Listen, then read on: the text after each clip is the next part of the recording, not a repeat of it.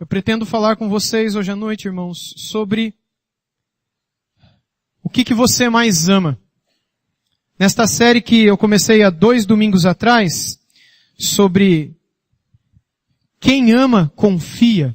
Eu quero hoje à noite meditar com vocês sobre Gênesis capítulo 22 e, acima de tudo, meditar um pouquinho sobre você ama a Deus mais do que tudo? Você o ama mais do que tudo de fato? Você estaria pronto a entregar seu único filho como prova de amor por Deus? Você estaria pronto para negar aquilo que é mais precioso para você? Daquilo que você mais gosta? Aquilo de que você mais gosta? Aquilo sem o que você não consegue viver? Aquilo de que você precisa, eu não vou dizer diariamente, mas semanalmente, para poder viver? Aquilo que te relaxa, aquilo que te faz bem, aquilo que anima, alegra o teu coração. Você estaria pronto, se Deus exigisse de você, que você abrisse mão daquilo que você mais gosta? Você estaria pronto a sacrificar isso diante do Senhor como prova de que para você, Deus é melhor do que isso, que você tanto gosta? Você estaria pronto, por exemplo, para entregar um filho a quem você tanto ama, de quem você tanto gosta, e que só de pensar na morte dele você se desespera? O que nós aprendemos em Gênesis 22 com o sacrifício de Isaac? Eu gostaria de ler esse texto com vocês. Vamos ler Gênesis capítulo 22, o texto todo, do 1 ao 24, que nos apresenta de um modo bastante claro aquilo que Deus esperou de Abraão. Gênesis 22, verso 1. Depois destas coisas, pôs Deus Abraão à prova, e lhe disse: Abraão, e este lhe respondeu: eis-me aqui. E acrescentou Deus: toma teu filho, teu único filho, Isaque, a quem amas, e vai-te à terra de Moriá. Oferece-o ali em holocausto sobre um dos montes que eu te mostrarei. Você imagina se Deus fizesse isso com você, o que passaria no teu coração? Imagine que Deus prometeu para você que Ele te daria um filho, e Ele demorou décadas para cumprir a promessa dele. Mas por fim teu filho nasceu.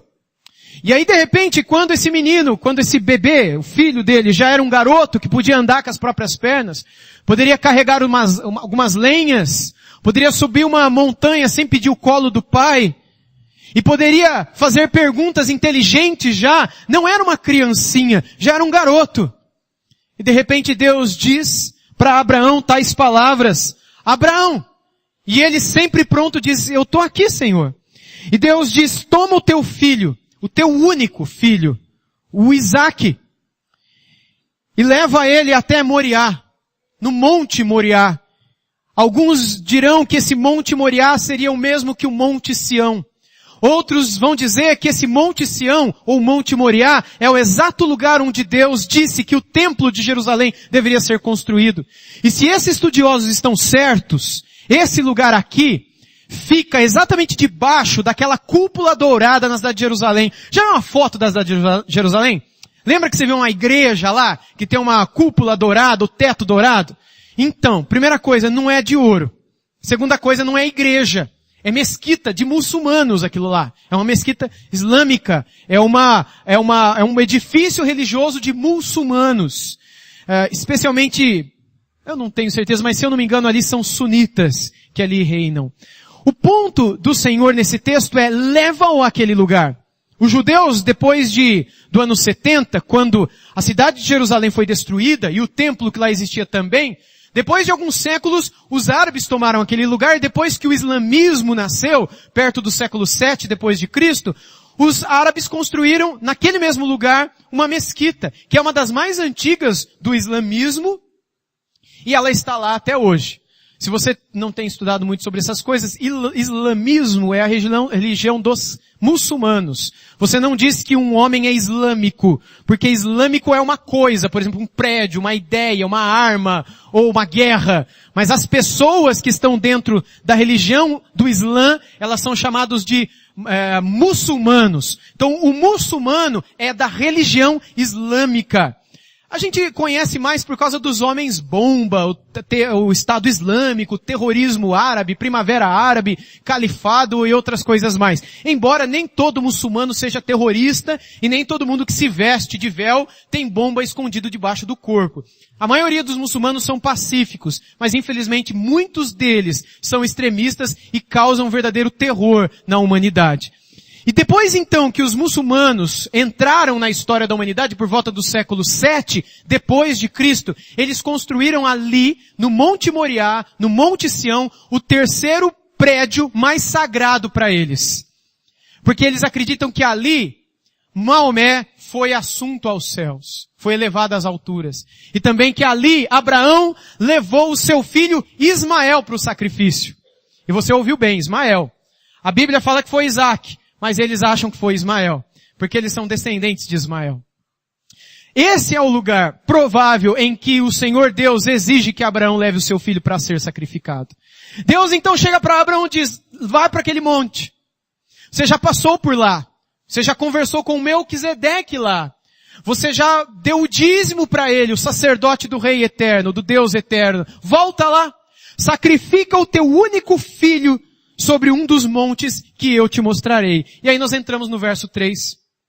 Levantou-se, pois, Abraão de madrugada, e tendo preparado o seu jumento, tomou consigo 2 de seus servos e a Isaque, seu filho, rachou a lenha para o holocausto e foi para o lugar que Deus lhe havia indicado. Você teria tanta prontidão assim? Diante da palavra de Deus, Abraão nem questiona, irmãos. Quantas vezes a gente faz questionamentos, né? Deus diz, não faça isso, mas por que eu não posso fazer? Olha, não pode, mas por que não pode? Não, mas por que isso é errado? Quem é que disse? Isso é daquela época? Não, mas hoje mudou. Mas Paulo não era machista? E é um monte de besteira que a gente fala, sabe por quê? Porque o nosso coração não teme a Deus. Quem não teme, questiona. Teve um homem que temeu a Deus. E esse homem se chamou Jó.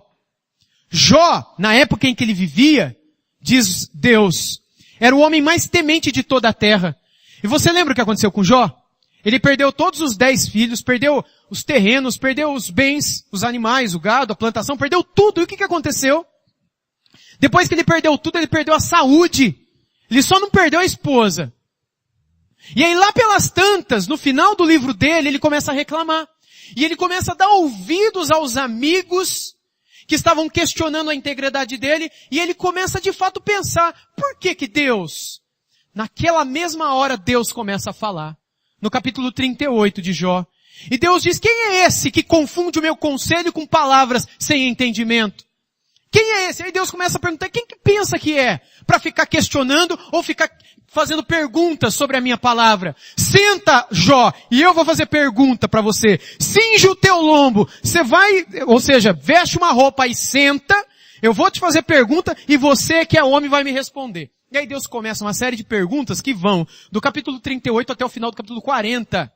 Onde é que você estava, Jó, quando eu criei a ursa maior? Perdão. A ursa maior e o 7 estrelo e o Orion, que são constelações. Me responde, Jó.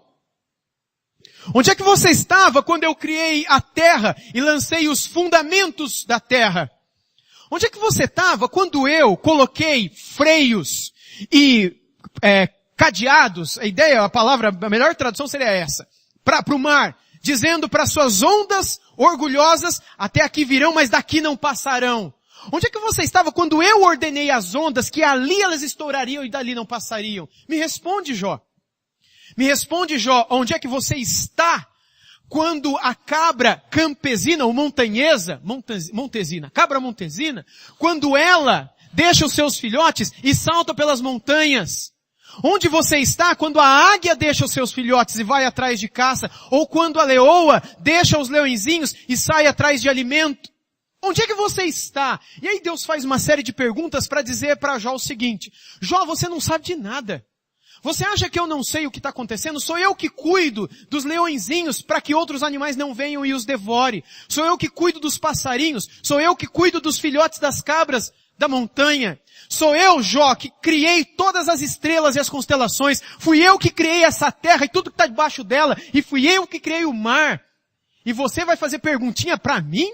Você acha que eu não sei o que está acontecendo na sua vida? Esses problemas que você está passando? Onde é que você estava, Jó? Responde se você é capaz. Deus faz tantas outras perguntas e lá no final, no começo do capítulo 40, Jó vai dizer, olha, eu sou como o imundo. Sabe por que ele fez isso? Ele fala isso? Porque ele fez perguntas para Deus. E ele se considerou imundo só por ter questionado Deus e a palavra de Deus. E aí ele disse o seguinte, eu falei uma vez, mas eu não vou falar mais. Na verdade, eu falei duas, mas eu não falarei mais. Colocarei a minha mão sobre a minha boca. E dali até o final ele não fala mais nada. E Deus continua fazendo pergunta. E Jó não responde. Ele vai responder o quê? Ele entendeu que as perguntas de Deus era para mostrar para ele, Jó, eu sei de tudo. Eu sei o que está acontecendo na sua vida está na minha mão. Eu sei o que está se passando e eu sei como vai acabar. Fique tranquilo. E sabe quando é que acaba? Quando Jó para de reclamar, para de fazer perguntas e começa a se preocupar com os outros e não com seus próprios problemas. Passa a interceder pelos outros e não por si só. E ele aprende uma grande lição ali e ele diz antes, Deus, antes de passar por todo esse sofrimento, é curioso que o salmista no Salmo 119 diz isso também. Antes de sofrer, antes de passar por tribulação, eu te conhecia só de ouvir falar. Gente, o homem mais íntegro da terra, o cara mais temente a Deus, ele vai dizer, eu nem conhecia Deus direito, agora eu conheço. Se ele não conhecia, imagina o resto. Imagina você e eu. Mas ele diz, passando pela dor, pelo sofrimento, eu aprendi a obedecer sem questionar. E na obediência, sem questionamento, eu aprendi quem o Senhor é de fato. E agora o meu coração se enche de alegria. Os meus olhos podem contemplar o Rei, o meu Redentor, que vive e por fim se levantará sobre a terra. Essa fé que brota no coração de Jó é a mesma fé que estava no coração de Abraão. E é, meus irmãos, a mesma fé que Deus espera ver no seu coração. Se você não tem essa fé, mas você vive questionando a Deus, você ainda não teme a Deus. Porque o temor manda embora o questionamento. Na palavra, nós aprendemos a silenciar, a meditar, a fechar a boca, a calar a boca quando a gente passa por problemas. Quem questiona é o ignorante, é o incrédulo. Quem questiona é aquele que não teme e que não crê na soberania e na bondade de Deus. Por isso fica fazendo pergunta. O que questionaremos se cremos num Deus que é bom? O que questionaremos se cremos que Ele é todo poderoso? E se Ele pode todas as coisas e Ele é bom, você vai questionar o quê? O seu papel é ficar quieto e confiar e esperar o socorro de Deus, que virá no tempo de Deus e não na hora que você quer. A partir do momento que você começa a perguntar, a questionar, mas por que eu tenho que sacrificar meu filho? Por que tem que ser meu filho? Não pode ser a Sara, minha esposa? Ah, já está bem velhinha, o senhor pedir para eu sacrificar ela, eu vou até mais rápido. Não posso sacrificar um dos meus, se o senhor quiser, eu sacrifico todos os meus animais. Se o senhor quiser, eu sacrifico uma perna, um braço, uma orelha. Mas o meu filho, Deus, por quê? Você questionaria? Sabe por que Abraão não questionou? Porque ele temia a Deus e ele cria que Deus é bom. E quando Deus pede algo de nós, a gente não questiona, a gente obedece, porque vai terminar bem. Por mais que no começo a gente não entenda. E a gente acha, Senhor, não vai dar certo isso. Senhor, se eu falar a verdade, Senhor, se eu tiver essa atitude no meu trabalho, com meu amigo, na minha escola, não vai terminar bem. Eu vou ter problema. Eu vou ser prejudicado. Não questiona. Seja fiel. Fale a verdade. Faça o que Deus espera de você. Tema a Deus e Deus te honrará. Por mais que a tua carne, os teus olhos, a tua vontade, teu corpo queira outra coisa, diga não para si mesmo. Lembra, você está crucificado, você não vive mais. Se você é cristão, você não vive mais. Cristo vive em você. E o teu viver tem que ser como o de Abraão, para que se caracterize em você um verdadeiro cristão. Vamos continuar no verso 4, lemos, ao terceiro dia, erguendo Abraão os olhos, viu o lugar de longe, demorou para eles chegarem lá. Lembra que Abraão, ele estava morando já lá perto do mar Mediterrâneo na época, né? Ele já estava morando na terra dos filisteus, aquilo que seria a Palestina hoje, perto da faixa de Gaza. Era lá que Abraão estava vivendo nessa época. E Deus mandou ele lá para Jerusalém. É longe, gente.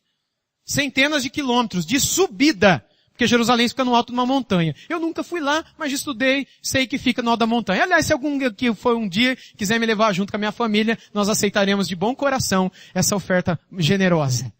Ok? Tem outros aqui que ficam olhando aqui com certa inveja, dizendo, vamos junto, né? É brincadeira, obviamente. Subida. 3 dias de caminhada.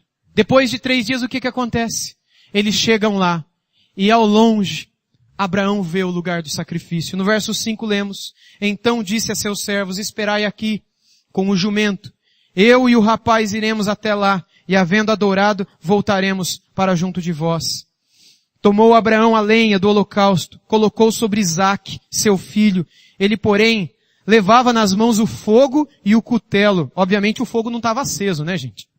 Ele levou aquilo que ia acender o fogo e o cutelo.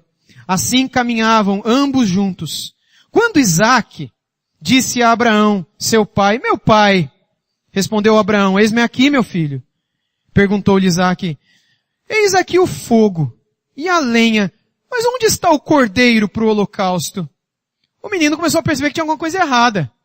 Pai, o senhor falou que a gente vai sacrificar, não é? Estamos sem sacrificar, filho. Então, normalmente a gente sacrifica cordeiro, né? Cordeiro. Então, mas eu estou vendo a lenha, estou vendo o cutelo, estou vendo o fogo para ser preparado, está lá o lugar. Mas e aí, pai? Cadê o animal para o sacrifício? Quem era o animal para o sacrifício? Era ele. Vamos continuar no texto. Respondeu Abraão aquilo que você e eu precisamos aprender, gente. Olha a resposta de Abraão. Deus proverá para si, meu filho, o cordeiro para o holocausto. E seguiam ambos juntos. Abraão mentiu, meus irmãos? Não, meus irmãos. Nisso ele mostra a fé que havia no coração, que Deus é provedor, Deus é providente, Deus, Ele é capaz de fazer milagres e de fazer que aquilo que achamos que terminará de um jeito, termine de outro. E ele diz para o filho, filho, Deus proverá. Deus proverá. No verso 9 diz que eles chegaram ao lugar que Deus lhe havia designado. E edificou ali Abraão o altar, e sobre ele dispôs a lenha, amarrou Isaque. Meus irmãos, tenta imaginar essa cena. Seu filho, e o deitou no altar, em cima da lenha. E estendendo a mão, tomou o cutelo para imolar o filho, uma espécie de faca para cortar o pescoço do filho dele. Mas do céu lhe bradou o anjo do Senhor, Abraão! Abraão! E ele respondeu, eis-me aqui, provavelmente com a mão levantada e a faca apontada para o pescoço do filho.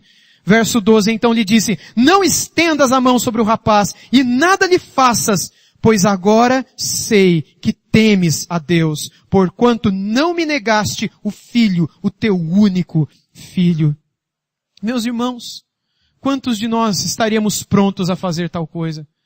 Quantos de nós estaríamos prontos para oferecer os nossos filhos, oferecer os nossos bens, oferecer o que é o teu Isaque?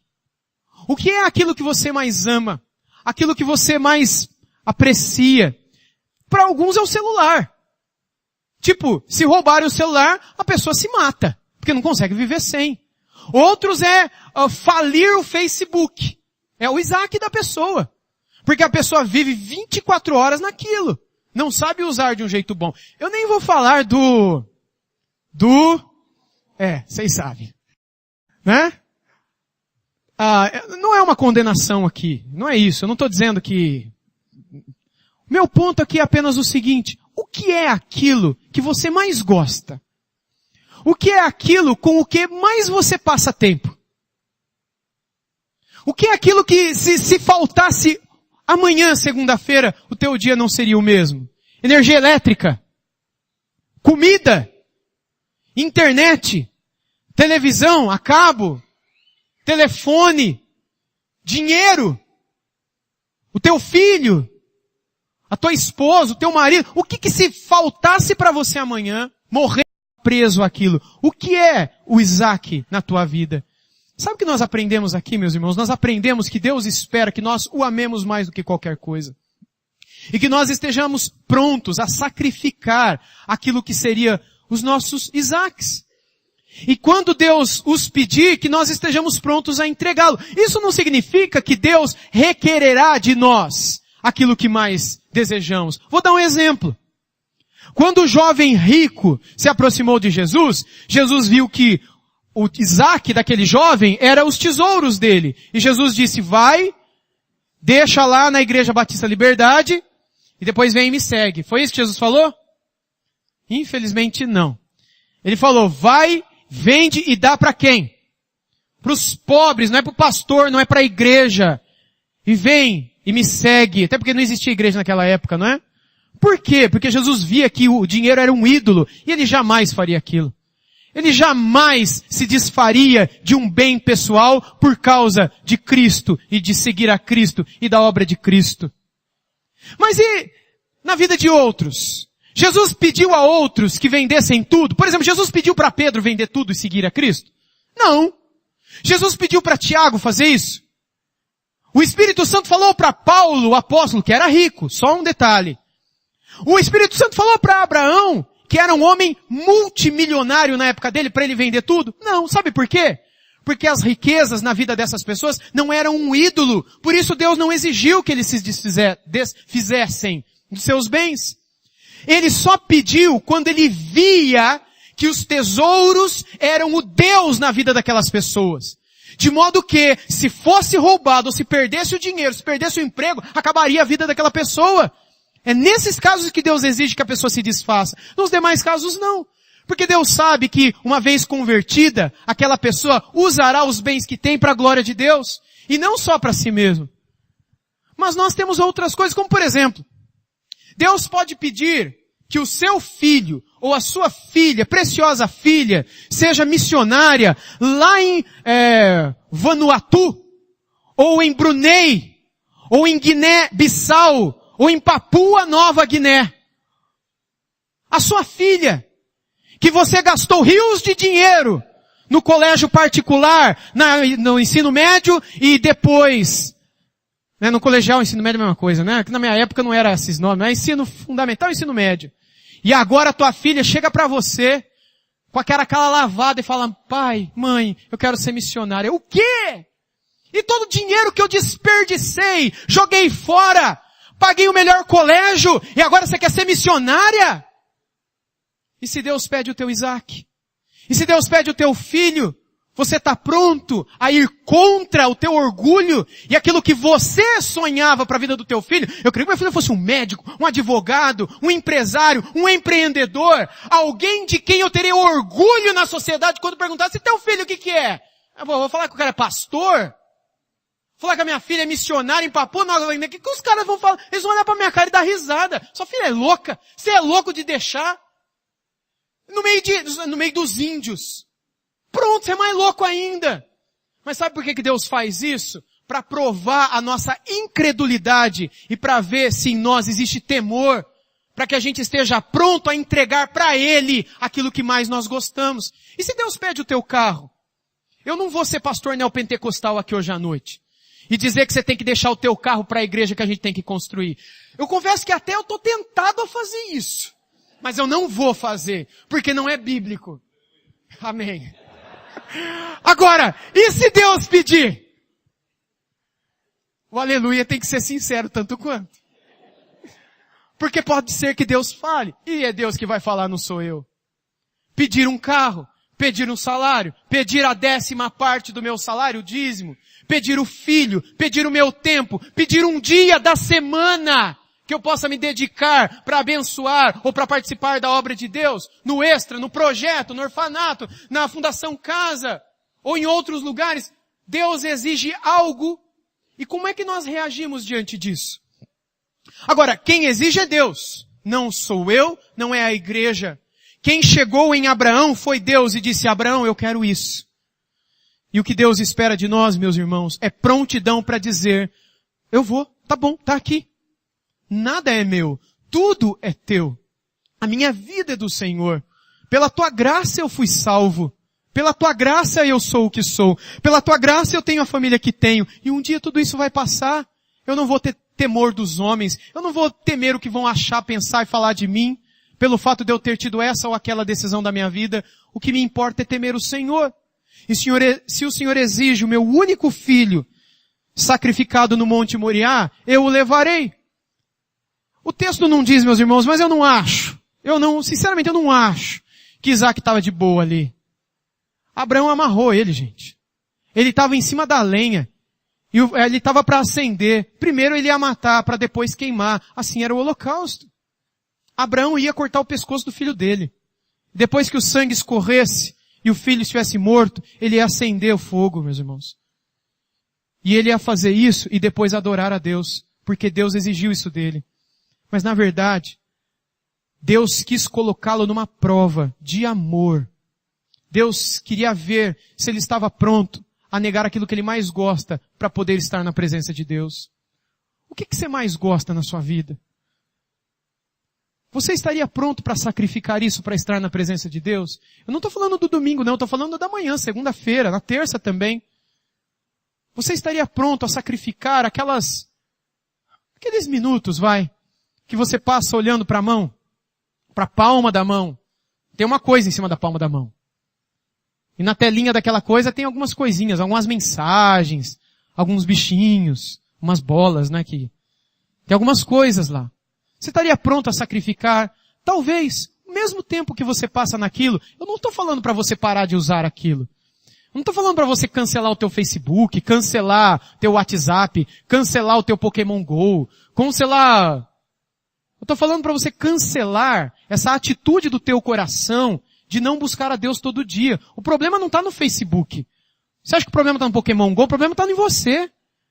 Você que critica quem fica no Pokémon Go, mas você essa semana não leu a Bíblia todo dia. Que diferença você tem? Daquele que passa a vida no WhatsApp, no Facebook, ou no telefone falando mal dos outros, fofocando, vendo televisão, mas não lê a palavra. Não vê as mensagens de Deus para a sua vida. Não fala com Deus. Tudo bem, você não sabe ler. Você é analfabeto, você nunca aprendeu a ler coisas da vida. Mas você sabe falar.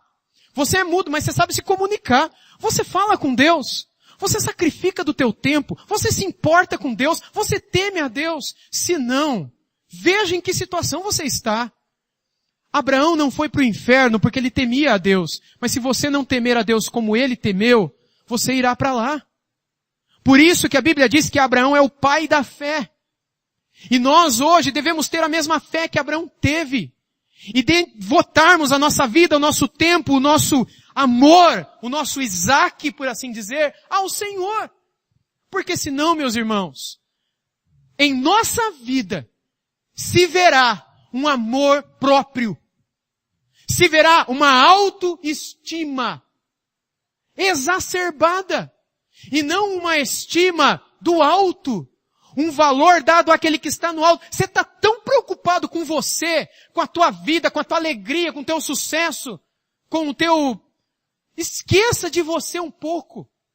E lembre-se de que Deus exige, espera de você. E mesmo quando Ele exige, é porque Ele te ama. Porque ele continuaria sendo amor se Ele se esquecesse de você e mandasse você para o inferno. Ele não deixaria de ser bondoso, não. E nem amoroso. O fato dele te chamar, como ele está chamando hoje à noite, para uma vida mais santa, é porque ele ama você. Porque se ele não te amasse, nem aqui você estaria. Ele deixaria você perdido na televisão hoje à noite. Por que você não ficou lá? Porque Deus, de alguma maneira, pelo Espírito Santo, trouxe você aqui, para ouvir que Ele espera que você também esteja pronto. Quando eles chegam naquele momento crucial, o anjo diz, não mate o teu filho. Não estendas a mão sobre o teu filho, porque agora eu sei que verdadeiramente você teme a Deus. E aí então no verso 13, algo extraordinário acontece. Tendo Abraão erguido os olhos, viu atrás de si um carneiro preso pelos chifres entre os arbustos. Quem prendeu esse carneiro lá? Tomou Abraão o carneiro e o ofereceu em holocausto em lugar de seu filho.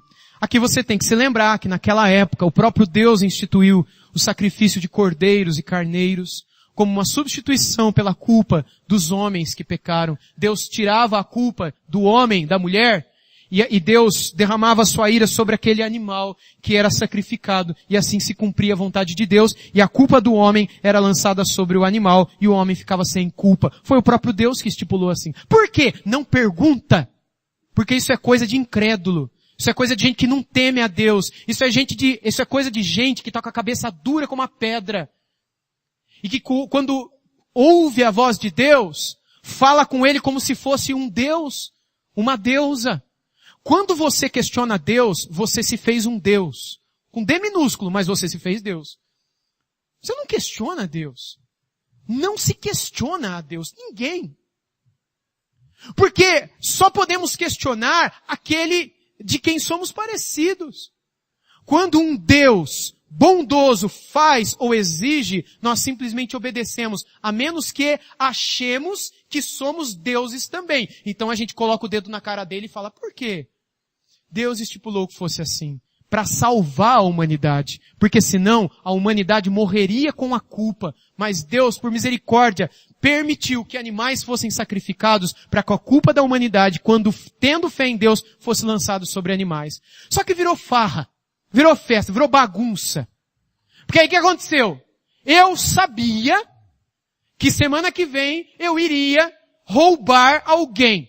Minha mãe, eu ia roubar minha mãe. E eu também sabia que na outra semana eu ia trair a minha esposa. Então eu já comprava 2 carneiros. Um por causa do roubo e o outro por causa da traição. Já garantia o meu. Vocês estão entendendo? Já sacrificava do jeitinho que diz a lei. E o povo de Israel começou a fazer isso direto. E Deus disse, eu vou mandar o último cordeiro. Eu vou mandar o cordeiro derradeiro, final. Depois dele não vai ter mais. E ele também vai receber a culpa de todo mundo que crer na palavra. E ele será sacrificado. E ele sangrará. E ele morrerá. E ele expiará a culpa de todos aqueles que nele creem. Quem foi o cordeiro derradeiro de Deus? Quem foi o cordeiro de Deus? Qual foi o cordeiro que o próprio Deus, que não tem pecado, mandou? Não por causa dos pecados dele, mas por causa dos nossos. O próprio Filho. Aquilo que Deus exigiu de Abraão, na verdade, o próprio Deus um dia faria. Deus um dia fez o que Abraão fez. Só que o Filho de Deus não foi sacrificado no Monte Moriá, um lugar de honra, um lugar de glória. Até nos dias de hoje, a cúpula dourada que está sobre esse lugar remonta às glórias desse lugar. Não foi lá que o Filho de Deus foi sacrificado, mas foi no lugar chamado Gólgota, ou Calvário, ou o lugar da caveira, do lado de fora da cidade, no lixão da cidade, onde o corpo das pessoas mortas, indigentes, eram lançadas. Ali, o Filho de Deus foi sacrificado, o Cordeiro de Deus foi imolado para nossa salvação. Por quê? Meus irmãos, Deus sabe. O nosso ponto não é questionar, mas é dobrar o joelho e dizer graças a Deus. E se assim como o Senhor entregou o teu filho por mim, e um dia o Senhor quiser que eu entregue algo para ti, Senhor, eu quero entregar com a mesma alegria e prontidão que um dia o Senhor entregou o seu único filho para mim também. Abraão levantou o olho e viu o carneiro preso pelo chifre, no meio dos arbustos, no Monte Moriá. Ali estava a provisão que Abraão havia dito para o seu filho, no versículo 8 ainda. Ali se cumpriu a fé de Abraão. Você tem essa fé? O que é fé, gente? Fé não é você ver o milagre. Fé não é você desfrutar do poder de Deus agora. Fé é você acreditar quando não tem poder nenhum, não tem milagre nenhum, não tem caminho nenhum diante de você, mas você crê que Deus abrirá um. Você crê que Deus é capaz de cuidar de você e socorrer você. No verso 14 diz que pôs Abraão por nome àquele lugar, o Senhor proverá. Daí dizer-se até o dia de hoje, no monte do Senhor se proverá. Então do céu bradou pela segunda vez o anjo do Senhor a Abraão, verso 16, e disse, jurei por mim mesmo, diz o Senhor, porquanto fizeste isso e não me negaste o teu único filho, que deveras te abençoarei, e certamente multiplicarei a tua descendência como as estrelas do céu e como a areia da praia do mar. A tua descendência possuirá a cidade dos seus inimigos, nelas serão benditas todas as nações da terra, porquanto obedeceste à minha voz. Então voltou Abraão aos seus servos e juntos foram para Berseba, onde fixou residência. Pronto, Abraão mudou de casa de novo. Você vê que Abraão mudava toda hora de casa, né? Ele estava num lugar, depois foi para outro, mas agora ele mudou de novo de casa. Foi morar em Berseba, deixou a faixa de Gaza. Mas o ponto não é esse. O ponto é que depois que ele obedeceu a Deus, Deus confirmou sua palavra a Abraão. Deus confirmou sua promessa. Deus mais uma vez trabalhou com Abraão para que Abraão tivesse fé. E gente, Deus faz assim com a gente hoje também. A fé exige de nós que a gente não tenha nada. Porque se a gente tem, não precisa ter fé. Eu não preciso ter fé que Deus vai me dar um filho, Ele já deu. Não preciso ter fé nisso. Eu não preciso ter fé que eu vou ser pastor de uma igreja um dia, porque eu já sou. Fé é crer naquilo que não existe. É crer naquilo que não aconteceu. Você está passando por um problema. E a Bíblia diz que, Jesus disse que Ele vai estar com você e que vai terminar tudo bem. Fé é crer que vai terminar tudo bem. E não ficar questionando, murmurando, ou ficar triste, angustiado, ansioso. Você vai ficar ansioso por quê? Você entende que não faz sentido a ansiedade? Ansiedade, sinal agora de igual, incredulidade. Ansiedade é você dizer, Deus, eu não sei não. Eu um dia ouvi falar que o Senhor é todo poderoso, mas eu não sei não. Eu ouvi falar que o Senhor é amor e bom. Ah, Deus, mas de boa, na minha vida eu não sei que o Senhor vai ser bom não. Então assim, eu até acho, mas na verdade eu não creio que o Senhor é bom e que o Senhor é todo poderoso. Porque se eu acreditasse, eu não ficaria ansioso. Mas essa ansiedade, ela testemunha que no meu coração, ou eu não creio que tu és bom, ou eu não creio que tu és todo poderoso. Porque se eu cresce que tu és todo poderoso e que tu és todo bondoso, por que eu ficaria ansioso? Você entende o meu questionamento? Faz sentido para vocês? Se você e eu cremos num Deus que pode tudo, você está passando por problemas. E você e eu cremos num Deus que é todo poderoso. Ele pode resolver o teu problema? Sim ou não? E você e eu cremos que Ele é bom. Vai terminar de um modo ruim? Sim ou não? Ele já disse que tudo coopera para o teu bem? Então você fica ansioso por quê? Eu tenho a resposta. É porque você é um incrédulo. É porque você é uma incrédula. É por isso que você fica ansioso e ansiosa. É por isso que você não dobra o joelho e entrega para o Senhor. E diz, Deus, está na tua mão. É para eu subir no Monte Moriá com fogo, cutelo e meu filho? Eu vou subir. E se alguém me perguntar, eu vou dizer, Deus vai prover. Eu não vou ficar ansioso. Você vê ansiedade em Abraão aqui? Eu não vejo. Você vê questionamento? Eu vejo fé. Eu vejo o temor de Deus. E meus irmãos, em Hebreus, no capítulo 11, a Bíblia diz que sem fé é impossível você agradar a Deus. Sem fé, você não vai para o céu. E fé não é você falar para o pessoal lá fora que você crê em Deus. Porque o Espírito Santo disse por meio do apóstolo Tiago que até o diabo crê em Deus. Que diferença a tua fé tem da dele? Nenhuma. Se você não põe ela em prática na hora da tribulação. Na hora do problema, é justamente na hora em que você está sofrendo, na hora da tribulação, na hora que tudo está escuro, na hora que você não vê um caminho aberto diante de si, é nessa hora que o teu joelho tem que se dobrar, e que a tua boca tem que louvar, e que você tem que interceder pelos outros. Você pode até pedir pela sua vida, mas ore mais pelos outros do que por si mesmo. A Bíblia já nos ensinou isso, meus irmãos. Que a gente olhe para essa nuvem de testemunhas, foi o que Jó fez. Ore pelos outros. Você está com um problema, mas ore pela vida dos outros. Você não vai conseguir pela sua carne, mas faça. Jó conseguiu, você consegue. Você talvez se sentirá tentado a não conseguir, como Abraão também foi tentado a não conseguir, e ser fiel até o último dia da sua vida, mas seja, porque Deus vai prover. Deus vai abrir a porta, Deus vai socorrer, e é isso que agrada a Deus. Sem fé é impossível agradar a Deus. Deus se agrada de um homem de fé. Onde estão os homens de fé do nosso tempo? Onde estão as mulheres de fé? Eu vou perguntar mais, onde é que estão as igrejas onde a gente vê fé? Hoje em dia, meus irmãos, a gente vê pessoas apegadas tanto ao dinheiro, tanto ao que podem, tanto àquilo que tocam, que elas perdem a oportunidade de ver o impossível, o improvável acontecer. E falam que isso é porque são prudentes. E não são irresponsáveis. Não, eu tenho outro nome para isso. É incredulidade, falta de fé. Tua responsabilidade, para mim, se chama incredulidade. Eu não estou querendo dizer também que você tem que se aventurar em coisas absurdas, colocando Deus em prova. É Deus que te prova. Crer em Deus e lutar contra a ansiedade do seu coração. Porque senão você estará em pecado. E você se afastará do Senhor. A história de Abraão, no capítulo 22, termina assim. Passadas essas coisas, foi dada notícia a Abraão nestes termos.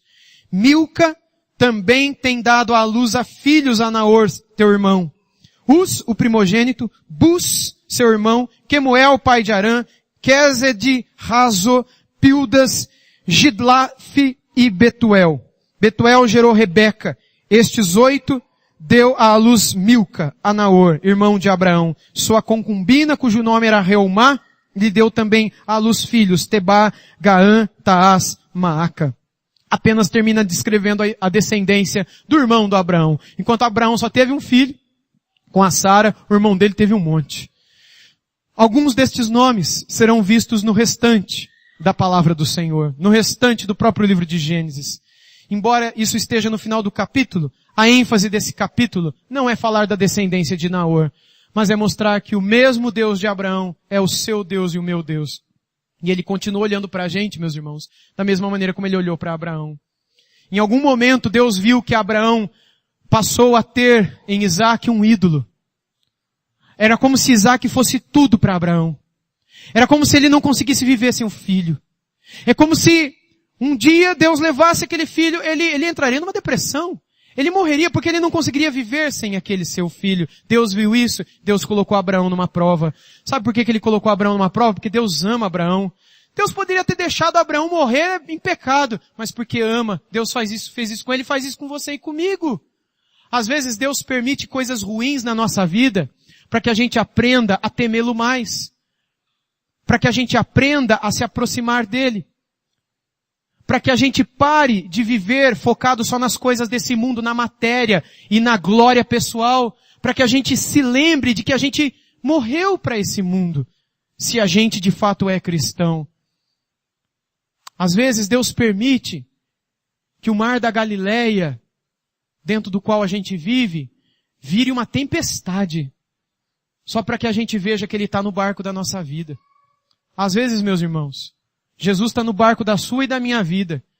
E às vezes a coisa está tão boa, está tudo tranquilo, que você vai se afastando, se esquece, a ponto de Jesus dormir do seu lado e você não fala com Ele. E aí Ele permite que uma verdadeira tempestade se levante, só para que você possa correr atrás dEle e Ele possa acabar com a tempestade na tua vida. Mas quão melhor não é quando você o busca e se sacrifica e se santifica e se entrega a Ele, sem que as tempestades sejam necessárias, sem que as tribulações venham. Até porque, se você tem essa vida de entrega diariamente, quando as tempestades vierem, você irá driblá-las com a maior habilidade do mundo. Você irá dominar com a maior habilidade do mundo. Você terá uma paz que excede todo entendimento e uma alegria soberana, e nada apagará isso no teu coração. Você poderá louvar ao Senhor vendo a tua cidade em chamas, como Abacuque fez. Ainda que o fruto da oliveira minta, ainda que não haja gado no curral, ainda que o Nabucodonosor destrua toda a nossa cidade, eu ainda louvarei ao Senhor, o meu Deus e rocha minha. Deus, Ele pode permitir situações difíceis na tua vida, para que você não se esqueça dEle. Mas o que Ele realmente quer é que você diariamente o busque, sacrificando pequenas coisas, para que você possa desfrutar mais e mais da presença, da graça, da bondade dEle e daquilo que Ele é capaz de fazer na tua vida. O Deus que um dia te libertou dos seus pecados, o Deus que um dia abriu os teus olhos para que você visse o Evangelho e entendesse o perdão dEle, e entendesse a nova vida que Ele tem para você, esse mesmo Deus é o Deus que quer que você entregue a tua vida nas pequenas coisas, para que nelas você continue vendo a graça dEle diariamente. Vamos terminar esse culto cantando ao Senhor? Eu quero te convidar a ficar em pé comigo para que juntos cantemos da graça maravilhosa de Deus. Da graça que muitas vezes permite a nós tribulações e lutas. Não porque Ele nos odeia, mas porque Ele nos ama tanto e de alguma maneira Ele deseja ver-nos aos seus pés. Vamos cantar e com esse cântico, meus irmãos, derramar-nos aos pés dEle e falarmos do nosso amor e da nossa gratidão pela graça dEle em nossas vidas.